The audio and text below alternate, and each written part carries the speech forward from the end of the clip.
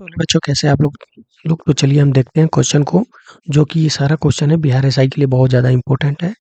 तो अभी तक चैनल पे नए हैं तो फटाफट चैनल को सब्सक्राइब करके वीडियो को शेयर कर दो उस दोस्तों के पास जो भी बिहार एसआई का प्रिपरेशन करता है।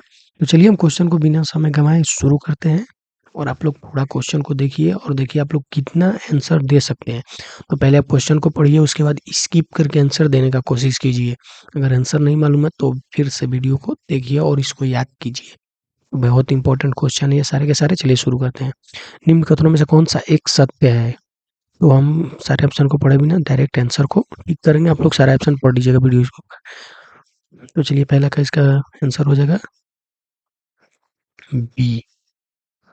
डच ने पुर्तगालियों को पराजित किया और आधुनिक खोजी में उन्होंने फोर्ट विलियम का निर्माण किया था। चलिए क्वेश्चन नंबर आगे देखते हैं। अंग्रेज द्वारा बंगाल का अधिग्रहण किया गया था। तो अंग्रेजों द्वारा किस अधिवेशन में किया गया था? तो 18वीं सदी में। अधिग्रहण कौन सी सदी में किया गया था? 18वीं सदी में। निम्नलिखित में कौन सा रणजीत सिंह का राज्य नहीं है?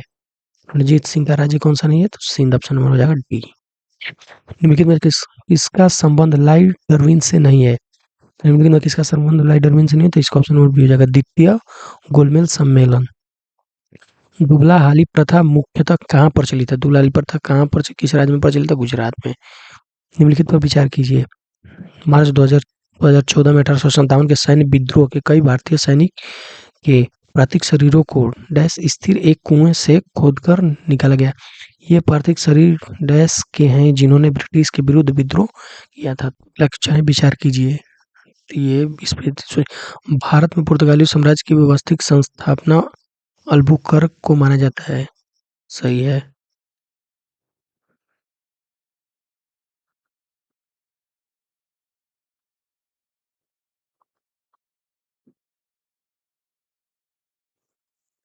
अल्बुकर्क ने बाज बीजापुर के सुल्तान यूसुफ आदिल शाह से 1510 में गोवा को छीना था। ये भी सही है। 1961 में गोवा को पुर्तगाली प्रभाव से मुक्त करके भारतीय संघ में शामिल किया था। ये भी सही है। भारत में कॉटेज व्यवस्था लागू करने का श्रेय पुर्तगालियों को दिया जाता है। ये भी सही है। तो इसका हो जाएगा ऑप्शन नंबर डी, जो कि सभी सही है। भारत का जापान के साथ व्यापार स्थापित करने का श्रेय किस यूरोप कंपनी को प्राप्त है? किस यूरोप कंपनी को प्राप्त है? हो जाएगा पुर्तगाली। Option number B. East India Company के किस अंग्रेज गवर्नर को औरंगजेब द्वारा भारत से निष्कासित किया गया?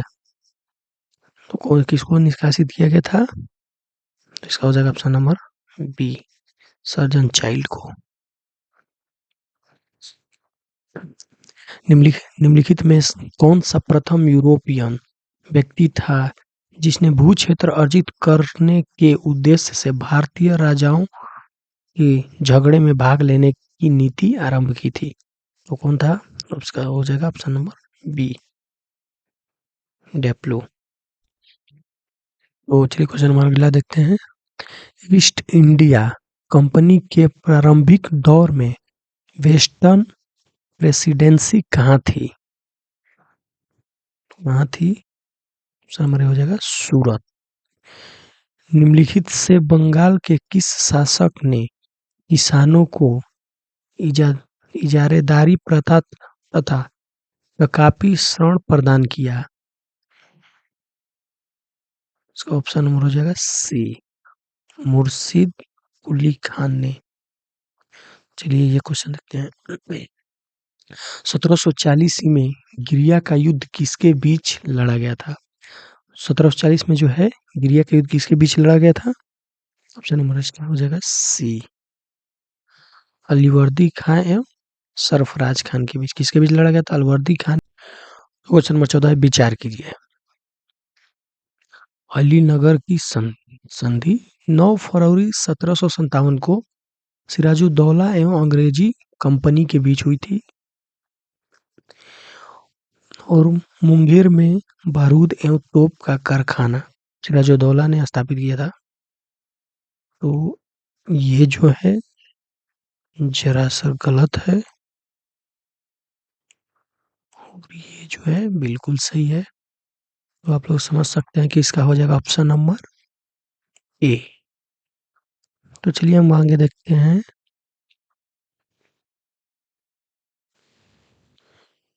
हो बंगाल के शासक मुर्शिद कुली जाफर खान एवं अंग्रेजी ईस्ट इंडियन कंपनी के विरोध का सर्वमुख कारण था। इसके विरोध का सर्वमुख कारण क्या था? ऑप्शन नंबर ए हो जाएगा। मुगल बादशाह फारूक सियर द्वारा 1757 में जारी फरमान की मुर्शिद अली जाफर खान एवं ब्रिटिश कंपनी द्वारा अलग अलग व्याख्या। उसका ऑप्शन नंबर ए हो जाएगा। चलिए आगे क्वेश्चन देखते हैं। टीपू सुल्तान तथा कार्नवालिस के बीच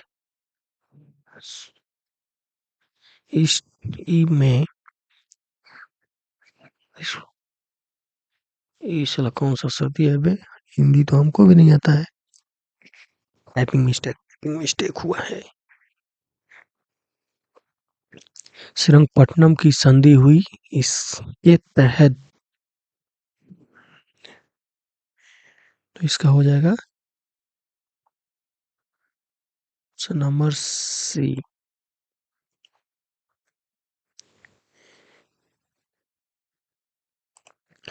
भूटान को अंग्रेजी साम्राज्य में पूर्ण विलीन कब किया गया था? भूटान को अंग्रेजी साम्राज्य में पूर्ण विलीन कब किया गया था? इसका हो जाएगा ऑप्शन नंबर बी 1865।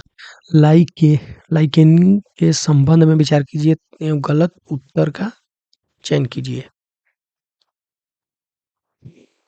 इसका हो जाएगा ऑप्शन नंबर सी।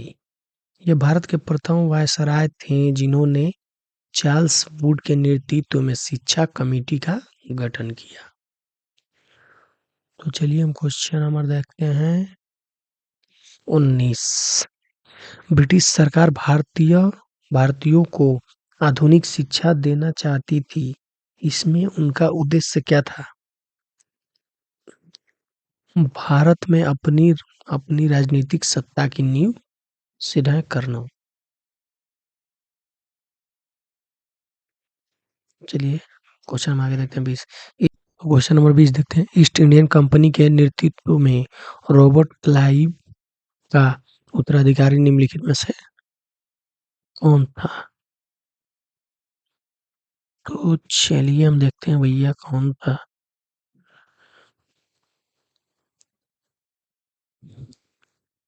तो इसमें से कौन था? ऑप्शन नंबर हो जाएगा सी, हेस्टिंग्स। केरल के राज्य मार्तंड के बारे में निम्नलिखित में से कौन सा एक सत्य नहीं है? केरल के राजा मार्तंड के बारे में निम्नलिखित में से कौन सा सत्य नहीं है? सत्य नहीं है। ऑप्शन हो जाएगा डी। इन्होंने शांति बनाए रखने के लिए यूरोपीय उत्तराधिकारियों को भारी रिश्वत दी थी, ये गलत है। सूर्यास्त कानून के विषय में जानकारी निम्न में से किस ग्रंथ से मिलती है? किस ग्रंथ से मिलती है? गणदेवता। निम्नलिखित कथनों पर विचार कीजिए। दादा भाई नौरोजी की भारतीय राष्ट्रीय आंदोलन को सर्वाधिक प्रभावी देन ही की।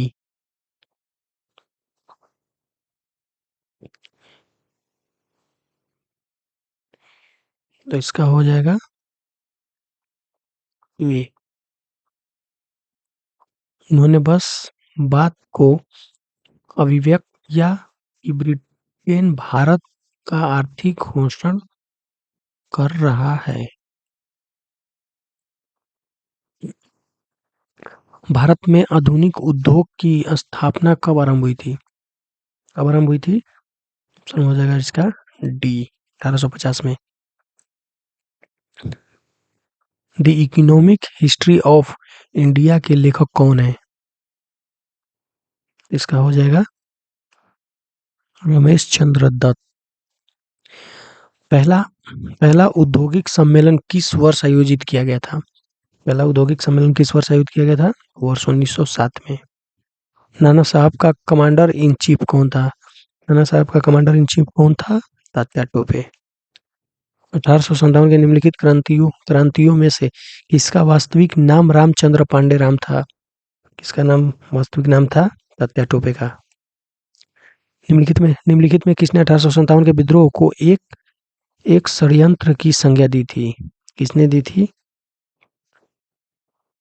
सर जेम्स आउट्रम एवं डब्ल्यू टेलर ने 1857 के विद्रोह के नेतृत्व के संदर्भ में निम्नलिखित युग्मों पर विचार कीजिए। स्थान नेतृत्वकर्ता, छोटा नागपुर, कोला आदिवासी, गोनू, सही है। आरा, जमींदार कुंवर सिंह, सही है। कानपुर, नाना साहिब, ये भी सही है। इसका हो जाएगा option number B.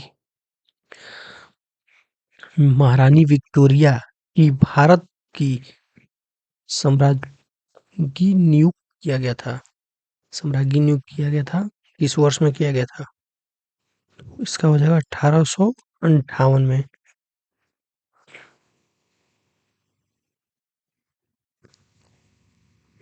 Cabinet mission योजना के विषय में कौन सा सही नहीं है? कैबिनेट मिशन योजना के विषय में कौन सा इसमें से सही नहीं है? पाकिस्तान की स्वीकृति। मिंटो मार्ले सुधार का उद्देश्य क्या है? मार्ले मिंटो सुधार का उद्देश्य क्या है?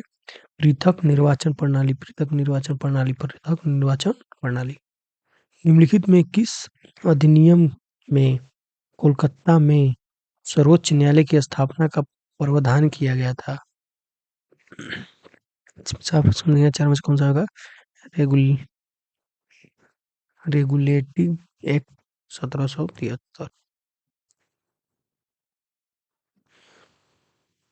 निम्नलिखित में से किस अधिनियम द्वारा संवैधानिक निरंकुशता का सिद्धांत प्रवृत्त किया गया? तो हो जाएगा इसका ऑप्शन नंबर सी, 1935 का भारत सरकार अधिनियम। 1935 का भारत सरकार अधिनियम। 36।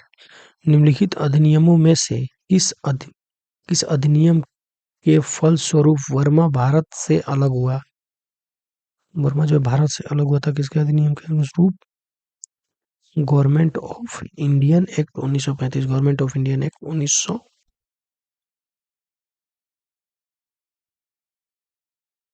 तो भारतीय शासक व्यवस्था में पहली बार विभागीय प्रणाली की शुरुआत किस अधिनियम से हुई थी?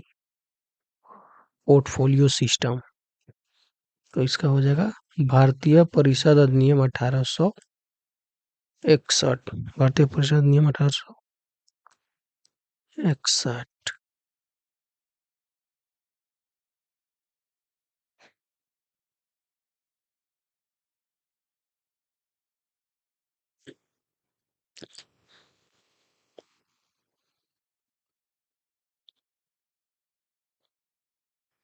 साइमन, देखिए यहाँ समीशन की जगह पे यहाँ पे कमीशन रहेगा, यहाँ पे के जगह पे साइमन कमीशन के संबंध में कौन सा कथन गलत है? ऑप्शन नंबर इसका हो जाएगा ई बी। इस समय ब्रिटिश में लेबर पार्टी का सरकार थी। इस अधिनियमों द्वारा कंपनी के व्यापारिक एकाधिकार को असंतव पूर्णतः समाप्त कर दिया गया था। 1813 व 1837 का चार्टर अधिनियम। ऑप्शन नंबर इसका ये हो जाएगा। चलिए 40 देखते हैं। अधोलिखित में कौन सा अधिनियम ब्रिटिश सरकार संसद ने भारतीय राष्ट्रीय कांग्रेस के प्रभाव दबाव से पारित किया था? कौन सा किया था? भारतीय परिषद अधिनियम 1892। संविधान सभा के सचिव निम्न में से कौन था? संविधान सभा का सचिव कौन था? एच.बी. अयंगर। संचालन समिति एवं नियम प्रक्रिया समिति के अध्यक्ष निम्न में से कौन थे? इसका हो जाएगा डॉक्टर राजेंद्र प्रसाद। ऑप्शन नंबर ए। क्वेश्चन नंबर देखते हैं 43। 1992 में किसके द्वारा ब्रिटिश सरकार से यह मांग की गई कि भारतीय संविधान के निर्माण के लिए संविधान सभा का गठन किया जाए? ऑप्शन नंबर इसका हो जाएगा सी, मोतीलाल नेहरू के द्वारा। भारत की संविधान निर्माण की सभा के अध्यक्ष कौन थे? इसका हो जाएगा option number A, doctor Rajendra Prasad. Bharat के संविधान के निर्माण में संविधान सभा के कितना समय लगा? भारत में संविधान के निर्माण में कितना समय लगा था? 2 वर्ष 11 माह 18 दिन। बी आर अम्बेडकर का संविधान सभा में सर्वप्रथम निर्वाचन हुआ था। ऑप्शन नंबर ए, पश्चिमी बंगाल से।